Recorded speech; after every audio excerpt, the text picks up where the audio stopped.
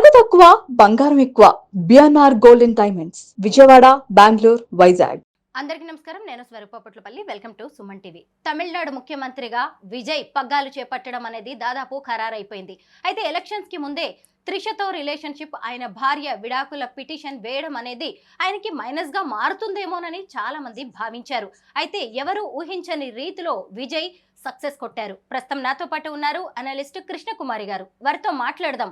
Trisha episode గురించి ఇవాళ అనేక విషయాలు తెలుసుకుందాం. నమస్తే కృష్ణకుమారి గారు. నమస్తే. అయితే ఎవరు ఊహించిన విధంగా విజయ్ ఎలా సక్సెస్ కొట్టాడో మనం అందరం కూడా చూస్తూనే ఉన్నాం. అయితే ఆయన విజయంలో త్రిష పాత్ర ఏంటి అంటారు? నేను ఎందుకో ఆ విషయానికి అంత ఇంపార్టెన్స్ ఇవ్వాలి అని అనుకోవట్లా.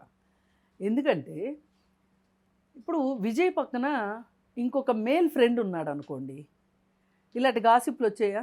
ఇలా మాట్లాడుకునే వాళ్ళ రామలక్ష్మణులా ఉన్నారు అనేవాళ్ళు. మనం ఎంతసేపు ఒక జెండర్ని ఒక గాసిప్ లాగా తీసుకొద్దాం అనుకుంటాం. ఎందుకు అసలు జెండర్ని తీసుకురావాలి ఇక్కడ?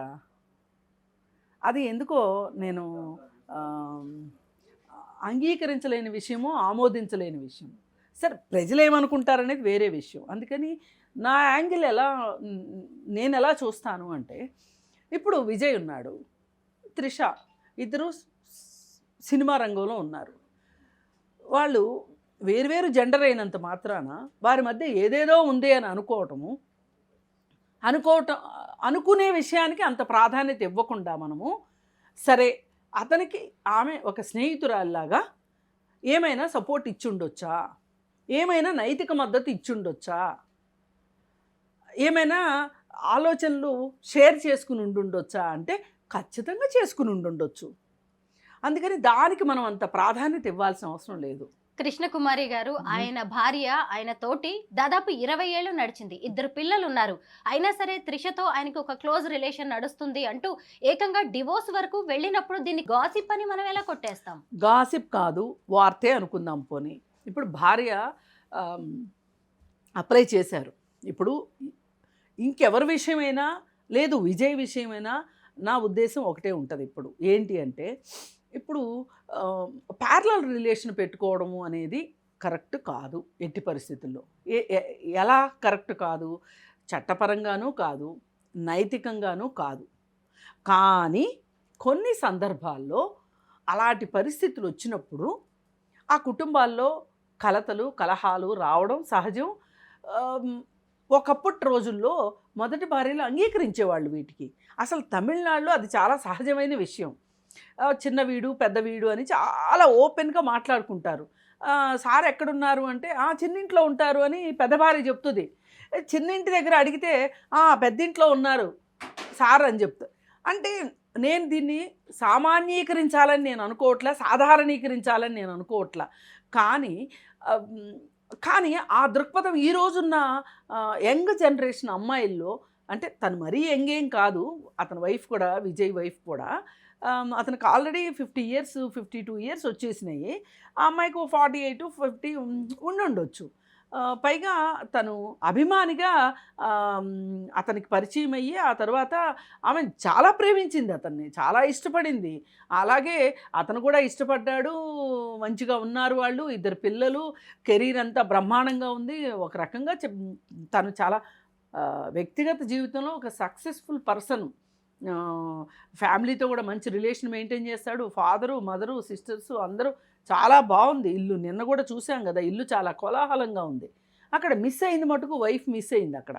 సరే, ఎనీవే, అప్పుడప్పుడు ఒడిదుడుకులు వస్తూ ఉంటాయి. చాలామందికి వచ్చినట్టే ఆయనకు కూడా ఒడిదుడుకులు ఉన్నాయి వ్యక్తిగత జీవితంలో.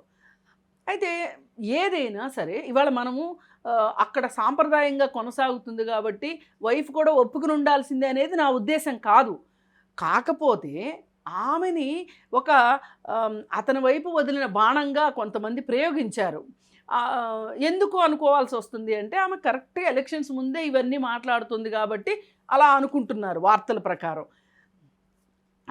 ఎవరెన్ని అనుకున్నా, ఎవరు ఆమెను ప్రయోగించాలి అనుకున్నా ఆ పప్పులైతే ఉడకలేదు అక్కడ. సరే, అతను ముందుకే వెళ్తున్నాడు. ఇప్పుడు ఆమె విషయం కూడా ఆలోచించవలసింది ఏంటంటే, అరే ఈరోజు ఆమె ఎన్ని ఉన్నా, ఇంట్లో గొడవలు ఎన్నున్నా, ఉండి ఉంటే గనక ఇవాళ ఆయన విజయంలో ఆమె కూడా ఎంతో కొంత పిల్లలతో కలిసి పాలు పంచుకుని ఉండి ఉండేది. కానీ దురదృష్టం ఏంటి అంటే తను సమాధానపరుచుకోవాల్సిన అవసరం లేదు నిజానికి. సమాధానపరుచుకోలేదు కాబట్టి ఇప్పుడు అన్నీ కావాలంటే కుదరదు. అవ్వ కావాలి, బువ్వ కావాలంటే కుదరదు. ఇప్పుడు నువ్వు నీ రిలేషన్‌షిప్‌లో నీ మ్యారీడ్ లైఫ్‌లో నువ్వేం కావాలనుకుంటావో కోరుకునే హక్కు, చట్టబద్ధంగా కోరుకునే హక్కు నీకుంటది కాబట్టి దాని ప్రకారం నువ్వు మళ్ళీ రెండో వైపు హ్యాపీగా ఉండాలంటే కూడా కుదరదు. అందుకని అది ఆమె నిర్ణయం తీసుకుంది కాబట్టి విడాకుల పిటిషన్ వేసింది. అల్ముని దాకా వచ్చింది వ్యవహారం. అల్ముని విషయంలో నడుస్తూ ఉన్న సందర్భంలో మరి వీళ్ళిద్దరూ కలిసి తిరుగుతున్నారని, అలాగే ఒకే కారులో పెళ్ళిళ్ళకి వెళ్తున్నారని రకరకాల మాటలు వస్తున్నాయి. వాటి గురించి నేను మాట్లాడను. ఎందు గురించి మాట్లాడను అంటే ఇప్పుడు ఇలాంటివి అప్రధానమైన విషయాలు వాటిల్ని రాజకీయాల్లోకి తీసుకొచ్చి మాట్లాడటము అనేది అందరూ మాట్లాడినట్లే నేను మాట్లాడితే అది నాకు నచ్చదు. ఇప్పుడు ఇక్కడ చూడవలసింది ఏంటి అంటే ఇతని వ్యక్తిగత జీవితము, ఇతని వైవాహిక బంధము, వీటిలన్నిటికంటే కూడా ఇప్పుడు విజయ్ పైన ఉన్న బాధ్యత ఏంటి? ఇప్పుడు ఇద్దరు మహిళల చుట్టూనే తిరగాల అతను కాదు కదా. ఇద్దరు మనుషులు అఫ్కోర్స్ ఇంపార్టెంటే. నేనేం వ్యక్తిగతంగా వాళ్ళిద్దరూ తక్కువ చేసి నేను మాట్లాడట్లా. కానీ అంతకు మించిన బాధ్యత అతను రాజకీయాల్లోకి వచ్చి ఎలక్షన్స్లో నిలబడి పైగా అందరికీ వీళ్ళందరి గురించి కాదు, నన్ను చూసి ఓటేయండి అని చెప్పి ఒప్పించి మెప్పించి నెగ్గాడు అతను. ఇప్పుడు అతని పైన చాలా పెద్ద బాధ్యత ఉంది. 107 నియోజకవర్గాల ప్రజలకే అతను ఒక ప్రతినిధి. పైగా అన్ని కోట్ల మంది ప్రజానీకం యొక్క ఓటు వెయ్యవచ్చు, వెయ్యకపోవచ్చు. వెయ్యని వాళ్ళకు కూడా ఆయన సీఎంఏ రేపు సీఎం అయినప్పుడు. అందుకని ఏంటంటే మనం చూడవలసింది ఒక క్లోజ్డ్ విజన్తో కాకుండా ఒక ఓపెన్ విజన్తో చూస్తే కనుక అతని పైన ఈరోజు సమాజంలో ఉన్న బాధ్యత ఏంటి, అతను రేపటి నుంచి ఎలా ప్రజలకు ఏం చేస్తాడు. ఎన్నో వాగ్దానాలు ఇచ్చి వచ్చాడు. ఏదైనా ఓటమి చాలా సులువు నన్ను అడిగితే, గెలిపే చాలా కష్టం. అంటే గెలుపు అంటే గెలవడం ఎంత కష్టమో, గెలిచిన తర్వాత ఆ గెలుపుని ముందుకు తీసుకెళ్లడం మరింత కష్టం. త్రిషని జయలలితతో పోలుస్తూ ఉన్నారు. ఆమె రాజకీయాల్లోకి వస్తుందని, విజయ్ కూడా తన పార్టీలో కీలక పదవి ఇస్తాడు అనే వార్తలు కూడా వస్తూ ఉన్నాయి. అయితే ఇంతకీ ఇప్పుడు ఈ ఎఫ్ఐఆర్ అనేది బయటకు వచ్చినప్పుడు అందరూ అనుకున్నారు అసలు ఒక సీఎం పీఠాన్ని ఎక్కబోతున్న వ్యక్తి, లేదంటే ఎలక్షన్స్లో పెద్ద పార్టీకి అధినేతగా ఉన్న వ్యక్తికి ఇలాంటి ఆడవాళ్ళకి సంబంధించిన అఫైర్స్ ఏంటి అనే దాని మీద కూడా డిస్కషన్ జరిగింది. అంటే జనము ఈ అఫైర్స్ కావచ్చు, రిలేషన్షిప్స్ని నెగిటివ్గా చూడట్లేదంటారా? అంటే జనాలకు కూడా ఒక క్లియర్ అండ్ క్లారిటీ ఉందండి. వాళ్ళు ఎలా ఉంటే మాకెందుకు, మా సంక్షేమ పథకాలు మాకున్నాయా లేదా, మా వాగ్దానాలు నెరవేరుస్తున్నారా లేదా, మాకు ఉపాధి దొరుకుతుందా లేదా. ఇప్పుడు ఉపాధి కోసం చూసేవాళ్ళు ఏం చూస్తారు, నాకు ఉద్యోగం వస్తుందా రాదా అనే చూస్తారు. వాళ్ళ కుటుంబాన్ని పోషించుకోవటం కోసం, వాళ్ళని వాళ్ళు పోషించుకోవటం కోసం వాళ్ళకి అది మాత్రమే కనిపిస్తుంది తప్పితే ఇవన్నీ ఏంటి అంటే కడుపు నిండిన వాళ్ళ కబుర్లు. ఇవన్నీ ఈ గాసిప్పులు కావచ్చు, ఇట్లాంటివన్నీ. ఇప్పుడు రోజు పొలం వెళ్ళి పని చేసుకునేవాడికి ఎవరికి ఎన్ని పెళ్ళిళ్ళు అయితే ఏం కావాలండి, ఎవరు ఏం చేస్తే వాళ్ళకి కావాలా, వాళ్ళకి కావాల్సిందేంటి, నేను పొలం వెళ్ళానా, నా పని చేసుకున్నాను, నాకు ప్రకృతి సహకరించాలి, అలాగే నేను పండించిన పంటకి మంచి ధర రావాలి, ఇదంతా సజావుగా నడిస్తే చాలు అని అనుకుంటాడు. పొద్దున్న లేస్తాడు, పనికి వెళ్తాడు, సాయంత్రం వస్తాడు, పడుకుంటాడు, లేస్తాడు, మళ్ళీ పని చేసుకుంటాడు. అతని అప్పులు, అతని బాధలు, అతని కష్టాలు అవి ఉంటాయి. అలాగే ఒక ఉద్యోగస్తుడికి నా టీఏ పెరుగుతుందా లేదా, నా డిఏ పెరుగుతుందా లేదా, నాకు ఫిట్మెంట్ ఇస్తారా లేదా అని ఒక స్టూడెంట్ ఏం కోరుకుంటాడు. బాగా చదువుకోవాలని ఇంట్రెస్ట్ ఉన్న పిల్లోడు అబ్బో ఈ స్ట్రైక్లు ఇవేమీ లేకోకుండా స్కూల్ సజావుగా, కాలేజ్ సజావుగా నడిస్తే చాలు, నా ఎగ్జామ్స్ నేను రాస్తే చాలు అనుకుంటాడు. స్కూల్ ఎగ్గట్టాలనుకునేవాడు ఏమనుకుంటాడు, ఎవడు చచ్చిపోతే సెలవు వస్తుందా అని. దేని వాళ్ళు దానికే ఉంటారు. అందుకని ఇవన్నీ ఆలోచించడం కన్నా ఇప్పుడు అతని పార్టీలో ఆమెకి మంచి పాత్ర ఇస్తాడు, ఆమె జయలలిత అవుతుంది అని అనుకుంటే కూడా ఏమో గుర్రం ఎగరవచ్చు, ఎవరికి తెలుసు. ఇప్పుడు ఒక ఎంజీఆర్, ఒక జయలలితని ఆదరించిన తమిళ సమాజం ఇప్పుడు ఈమెను ఆదరించదని ఎందుకు అనుకోవాలి? రాజకీయాల్లో మహిళల పేర్లు వాడడం, వాళ్ళని ప్రయోగించడం అనేది కామన్‌గా జరుగుతున్నది. మనం ఎప్పటినుంచో ఇవన్నీ గూడా చూస్తున్న వాళ్ళమే. అయితే AP deputy CM Pawan Kalyan గారి విషయంలో గూడా మనం చూసాం. ఆయనకి ముగ్గురు భార్యలు అని చెప్పి ఎంత ప్రచారం జరిగిందో చూసాము. ఆ తర్వాత పరిణామాలను చూసాము. ఇప్పుడు విజయ్ విషయంలో, త్రిష విషయంలో గూడా జరుగుతున్నది మనం అందరం గమనిస్తున్నాం. అయితే ఇక్కడ మనం గమనించాల్సింది ఏంటి అంటే, విజయ్ భార్య మీద సానుభూతి చూపిస్తున్న వాళ్ళు కూడా ఉన్నారు. అయ్యో! సీఎం భార్య అవ్వాల్సిన మనిషి ఇప్పుడు విడాకులు తీసుకొని సైడ్ అయిపోతుందేమో, మళ్ళీ త్రిష వచ్చి ఆ స్థానంలో ఉంటుందేమో అని. అయితే హై ప్రొఫైల్ విషయంలో ఇలాంటివి జరుగుతూ ఉంటాయి. మహిళలతో అఫైర్స్ కావచ్చు, కొంచెం సన్నిహిత సంబంధాలు. అలాంటప్పుడు భార్య పాత్ర ఏంటంటారు? ఎలా ఉండాలి ఒక భార్య? ఏమండి, ఒక భార్య మనస్సు, భార్య మనస్తత్వము, భార్యకున్న పరిస్థితులు పట్టి ఆమె నిర్ణయించుకుంటుంది తప్పితే సీఎం భార్య అయినంత మాత్రాన ఆ హోదాను అనుభవించటానికి అంతకుముందు ఉన్న కష్టాలన్నీ పక్కన పెట్టాలని లేదు. ఏమో నా భర్త సీఎం అవుతాడో పిఎం అవుతాడో ఈ కష్టాలను నేను ఎందుకు కష్టాల్లాగా ఫీల్ అవ్వాలి, ఇది చాలా మామూలు విషయంగా అనుకుని సర్దుకుపోవాలి అని అనుకోవటం కూడా ఆమె చాయిస్. ఇక్కడ పూర్తిగా ఆమె చాయిస్, ఇక్కడ ఆమె చాయిస్గానే చూడాల్సిందే తప్పితే ఇక్కడ అలాగేలాగా చూడాల్సిన అవసరం లేదు. ఆమె ఎలా ఉండాలి అని అంటే ఆమె ఎలా అనుకుంటో అలానే ఉంటుంది. ఇప్పుడు కుటుంబ వ్యవహారాల్లోనండి భార్యాభర్తల డైనమిక్స్లో ఒక్కొక్కసారి అతను స్వార్థం కోసం నా భార్య ఏమైపోతుంది, నా భార్య ఎంత కష్టపడుతుంది, నేను ఆమె చెయ్యి వదిలిపెడితే, నన్ను నమ్మి వచ్చింది కదా నా భార్యకి నేను అన్యాయం చేస్తే ఎట్లా అని ఆలోచించే భర్తలు ఉంటారు, ఆలోచించని భర్తలు ఉంటారు. అలాగే పెళ్ళయింది, ఉండక చస్తాడా, నా పిచ్చిని, నా పైత్యాన్ని, నా కోపాన్ని అన్నీ నేను చూపిస్తే మటుకు ఏం చేస్తాడు, ఎక్కడికి పోతాడు?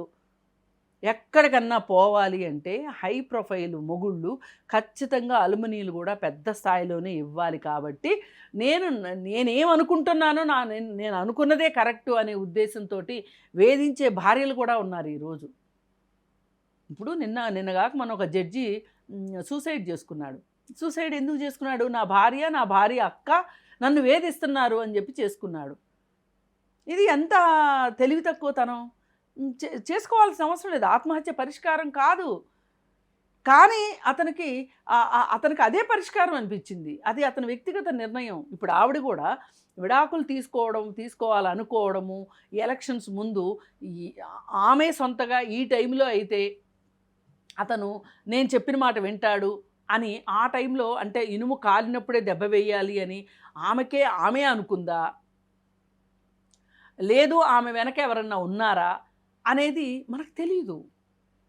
ఇంట్లో జరిగేదండి ఆ ఇద్దరికి మాత్రమే తెలుస్తుంది. ఎవ్వరికీ ప్రపంచంలో ఎవ్వరికి అర్థం కాదు. ఏదో చెప్పిన దాన్ని బట్టి మనం ఏదో ఇలా కాదు అలా కాదు ఇలాంటి నిర్ణయం తీసుకోండి, ఇట్లా చేయండి అట్లా చేయండి అని చెప్తూ ఉంటాం. అబ్బే అవేమి ఉండవండి, ఎవ్వరికి వాళ్ళు తీసుకుంటారు. కానీ కొన్ని సందర్భాల్లో వాళ్ళ తాలూకు మనుషులు వాళ్ళని ప్రభావితం చేస్తారు. ఇది చాలా తప్పు. ఆ ప్రభావాలకి లొంగని ఆత్మవిశ్వాసం మీ దగ్గర ఉండాలి. మీరు అనుకున్నది కరెక్టా? మీరు మీ మధ్యలో కొన్ని అండర్స్టాండింగ్స్ ఉంటాయి. అక్కడ తేడా వస్తేనే కదా. ఇప్పుడు ఒక భార్యకి భర్త పైన చట్ట ప్రకారంగా కొన్ని హక్కులు ఉంటాయి. వాటిని ఎవ్వరు మనం డినై చేయలేము. అతని ప్రేమాభిమానాలకు కానీ, అతని డబ్బులకు కానీ, అతనితో ఉండే రిలేషన్షిప్కి కానీ, పిల్లలపైన అతను చూపించాల్సింది కానీ కోరుకునే హక్కు ఆ భార్యకు ఉంటుంది. కానీ ఎట్ వాట్ కాస్ట్ అనే దగ్గర వస్తుంది. అతనేమంటాడు, నన్ను పీడిస్తుంది, నన్ను ఇబ్బంది పెడుతుంది, నా జీవితంలో నేను అనుకున్నది ఏదీ జరగట్లేదు, ఒక మాధుర్యం లేదు, ఒక స్వీట్నెస్ లేదు, ఒక ప్రశాంతత లేదు, అసలు ఇంట్లోనే ఉండాలనిపించట్లేదు అని అతను అంటాడు. ఏం చెప్తాం ఈ రెండింటికి? అందుకని ఏదైనా సరే ఒక్కొక్కసారి రెండో వాళ్ళ మాటకి విలువిచ్చినంత మాత్రం లొంగిపోయామని కాదు. చాలా నేర్పుతోనూ ఓర్పుతోనూ ఇది ఒక్కొక్కసారి కుటుంబం అనేది గోతులో పడుతుంది. నేర్పుగా పైకి లేవాలి. ఒక్కొక్కసారి డివైడర్లు ఎక్కాల్సిన పరిస్థితి వస్తుంది. ఒక్కోసారి స్పీడ్ బ్రేకర్ల మించి దూకాల్సి వస్తుంది. చాలా ఉంటాయి కుటుంబంలో. అన్నిటినీ మనము అయినా కాదు అని చెప్పి వచ్చేస్తున్నారు బయటికి అంటే అక్కడ ఏదో ఉంది బాధ. మనం ఎవరిని తీసిపారేయలేం, ఎవరి బాధని మనం తక్కువగా అంచనా వేయొద్దు. అందుకని వాళ్ళ వ్యక్తిగత విషయాన్ని వాళ్ళ వ్యక్తిగతానికి వదిలేసి వాళ్ళు చూసుకుంటారు. ఇక్కడ మనకు కావాల్సింది ఏంటంటే త్రిషకి ఏ పాత్ర ఇస్తాడు, అతని మనసులో త్రిష యొక్క స్థానం ఏంటి, ఒకవేళ స్థానం ఏదైనా ఇస్తే, చట్ట వ్యతిరేకంగా స్థానం ఇస్తే దానికి సంబంధించిన ఇబ్బందులు విజయ్ ఎదుర్కొంటాడు. ఇప్పుడు మీకు కానీ నాకు కానీ ఏమైనా ఇబ్బంది వస్తుందో చెప్పండి, రాదు. దాని గురించి మనం ఎందుకు ఆలోచించాలి? తమిళ ప్రజలకు కూడా ఆ చట్టపరంగా అతనికి ఏమైనా చిక్కులు వస్తే వాళ్ళకేంటి, వాళ్ళకి కావాల్సిందేంటి? పరిపాలన. వాళ్ళు ఏమేమనుకుని అతన్ని అందలం ఎక్కించారు ఈ రోజును, అవి దక్కాలని వాళ్ళు అనుకుంటారు. మనం ఇలా ప్రాక్టికల్గా ఆలోచించాలి. ఇష్యూ ఏదైనా సరే మీ విశ్లేషణ అనేది ఎప్పుడు కామన్ మ్యాన్ యాంగిల్లోనే ఉంటుంది. చాలా బాగా చెప్పారు. Thank you so much Krishnakumari గారు.